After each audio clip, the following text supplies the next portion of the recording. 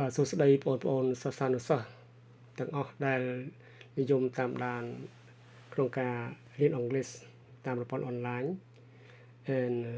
សូមស្វាគមន៍មកកាន់ Channel Education News English ខ្មែរបាទថ្ងៃមុនខ្ញុំបានបង្រៀនអំពីការប្រើនិង and ដែលជា article ហើយថ្ងៃនេះយើងនឹងមកធ្វើលំហាត់ជាមួយគ្នាទាំងអស់អញ្ចឹងជាបឋមខ្ញុំសូមសង្ខេបនៃការប្រើនិង and សិនបាទនិង and ត្រូវបានគេប្រើយ៉ាងដូចម្ដេចគឺថាទី1គឺប្រើនៅមុខពាក្យដែលនាំដោយបញ្ញនៈឧទាហរណ៍ថា boy ណា boy ពាក្យនេះផ្ដើមដោយអក្សរ b គឺជាបញ្ញនៈ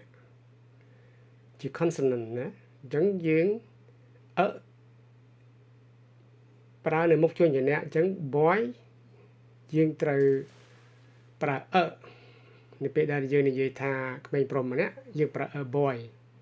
ពីព្រោះ boy ពាក្យ boy ផ្ដើមដោយបញ្ញនៈអក្សរ b អញ្ចឹងសួរថាចុះពាក្យខាងក្រោមនេះ you នេះគឺជាស្រៈជា vowel ហេតុអ្វីក៏ប្រើដែរ yes because ណាព្រោះថា you នេះវាដើរតួនាទីដោយបញ្ញនៈដោយសារស្រៈនឹងបានមកចេញសំឡេងណាចេញសំឡេងយៈអញ្ចឹងស្រៈដែលបញ្ចេញសំឡេងដោយបញ្ញនៈគឺយើងត្រូវប្រើyes អញ្ចឹងយើងត្រូវអានថា a university yeah okay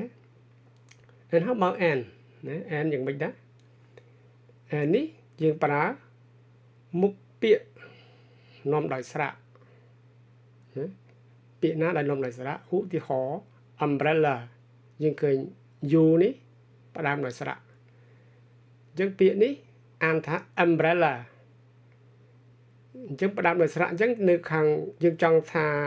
ឆាត់មួយយើងត្រូវតែប្រើ and yes ហើយពេលអញ្ចឹងថាអូ and ប្រើនៅខាងមុខពាក្យដែលនាំដោយស្រៈចូលខាងក្រោមនេះមិនប្រើ and ដែរ l ជា consonant ណាយើងថាយើងប្រើ and ដោយសារ l ណាបានបញ្ចេញសំឡេងដូចស្រៈវិញណាបញ្ច្រាស់គ្នាពីខាងលើនេះប្រើនៅមុខជនចនៈប៉ុន្តែក៏អាចប្រើនៅមុខស្រៈដែរដោយសារស្រៈនោះបញ្ចេញសំឡេងដូចជនចនៈដល់ពេល and នេះប្រើនៅមុខស្រៈ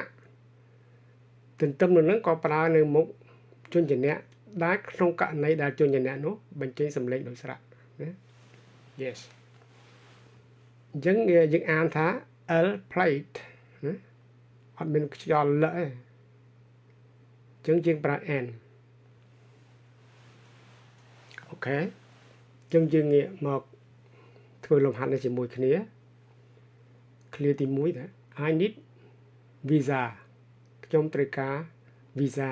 បើយើងចង់និយាយថា visa មួយអញ្ចឹងយើងប្រើឬក៏ប្រើ and កន្លែងនេះអញ្ចឹងយើងងាកមកមើលពាក្យនេះ visa v ផ្ដើមដោយអក្សរ v ជាស្រៈឬបញ្ញនៈ yes ជាបញ្ញនៈអញ្ចឹងបើជាបញ្ញនៈយើងត្រូវប្រើyes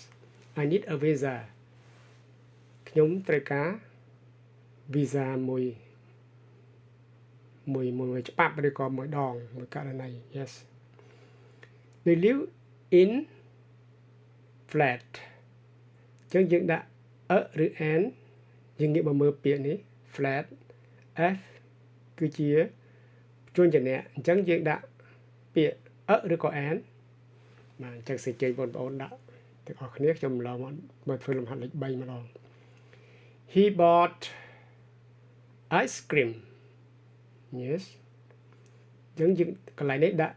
ឬក៏ and យើងងាកមកមើលពាក្យ ice cream I នេះជា consonant ឬក៏ vowel ជាបញ្ញនៈឬក៏ជាស្រៈយើងថា yes វាគឺជាស្រៈបើសិនជាវាជាស្រៈយើងត្រូវប្រើអី yes យើងត្រូវប្រើ an he bought an ice cream គាត់បានទិញការ៉េមមួយដើមឃ្លាទី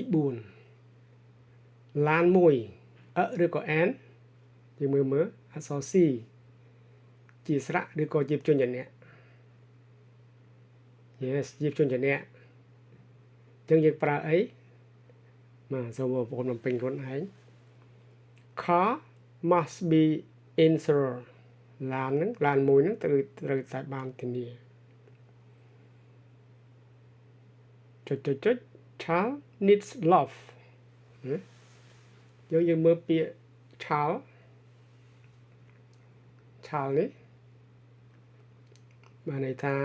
ជាជនជាអ្នកអញ្ចឹងយើងប្រើពាក្យដាក់អីគេឬa yes okay good work ឃ្លាទី6 it was ចុច earthquake ណាអញ្ចឹងយើងងាកមកមើលយើងដាក់ឬក៏ an យើងងាកមកមើលពាក្យនេះផ្ដើមដោយ e ជាស្រៈអញ្ចឹងយើងដាក់អីគេឬ an yes an correct should be ចុច dancer ណាចឹងយើងឬ an កន្លែងនេះដោយសារ d ជាជនជាអ្នកចឹងសូមជួយដាក់ទាំងអស់គ្នាទី8 he is actor គាត់គឺជាសិល្បករចឹងយើងងាកមកមើលពាក្យខាងមុខនេះជាណាអក្សរ a ជាស្រៈ vowel ចឹងយើងប្រើអីគេឬក៏ an yes and ពីព្រោះ a ជាស្រៈ he is an actor ទី9 lot of ហើយនឹង couple យើងមើល lot of នេះផ្ដើមដោយពាក្យអី l តែវាយើងអានថា lot ណាអក្សរ lot អញ្ចឹងវាជាអីគេជា consonant ជាឬក៏ជាជនជាអ្នកអញ្ចឹងយើងប្រើហើយ couple អក្សរ c ខណាអញ្ចឹងយើងបំពេញអីគេនៅមុខជនជាអ្នកអញ្ចឹងគឺ a couple 10 100ណា100ផ្ដើមដោយអក្សរអីគេអក្សរ h តែបញ្ចេញសំឡេងហជាជនជាអ្នក yes and thousand នេះបញ្ចេញសំឡេងជាជនជាអ្នកអញ្ចឹងយើងប្រើអីគេthousand សូមបងប្អូនបំពេញកន្លែងចុចនេះ yes អញ្ចឹងយើងងាកមកពីការបកប្រែលើឃ្លាមួយ I need a visa ខ្ញុំត្រូវការ visa លិខិតទិដ្ឋាការហ្នឹង they live in flat បងប្អូនពេញឡើងនេះមកពួកយើងរស់នៅក្នុងផ្ទះល្វែងមួយឬ an នេះ he bought an ice cream គាត់ទិញការ៉េមកីមួយដើម and ចុច car must be insured car must be insured ណាឡានត្រូវបានធានាឡានមួយ a child needs love ក្មេងអ្នកនេះត្រូវការសេចក្តីស្រឡាញ់ក្មេងម្នាក់នេះត្រូវការសេចក្តីស្រឡាញ់ it was an earthquake នេះគឺជាការរញ្ជួយដីមួយ